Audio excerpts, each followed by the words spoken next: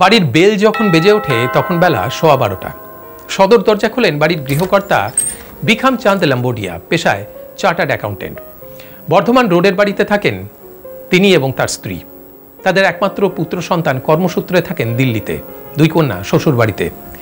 বিখাম চাঁদ দরজা খুলে দেখেন জনা 6 যুবক বাড়ির পরিচারক উমাশঙ্করের খোঁজে এসেছে। গেটের বাইরে গাড়িতে বসা তাদেরই এক সঙ্গী। বাড়ির ভেতরে কাজে ব্যস্ত তার স্ত্রী। বিখাম চাঁদ বলেন, উমাশঙ্কর মাস দেড়েক হলো দেশের বাড়িতে গেছে, এখনো ফেরেনি।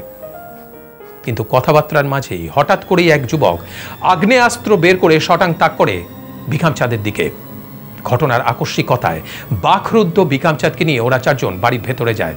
ভেতর থেকে বন্ধ করে দেয় সদর দরজা। বাড়ির বাইরে পাহারায় থাকে 2 জন। স্বামীর এই অবস্থা দেখে চিৎকার করে ওঠার আগেই আর এক দুষ্কৃতীর আগ্নেয়াস্ত্রের লক্ষ্য হয়ে যান স্ত্রী।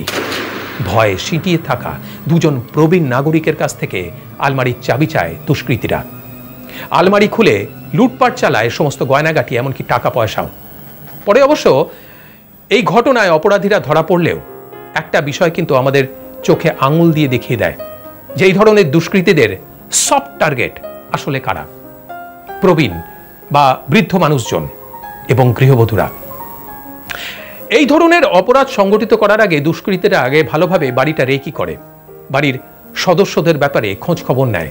তাই আপনার এলাকায় যদি এই ধরনের অপরিচিত লোকজনের আনাগোনা বাড়তে দেখেন তাহলে সতর্ক হয়ে যান। অপরিচিত মানুষজনের সামনে কখনোই নিশ্চিত না হয়ে হঠাৎ করেই দরজা খুলবেন না। দরজা খোলার আগে আই হোল দিয়ে আগত ব্যক্তি কিংবা দলের পরিচয় সম্পর্কে নিশ্চিত হন। সন্দেহজনক কিছু মনে হলে কোনোভাবে কোনো মতেই দরজা খুলবেন না।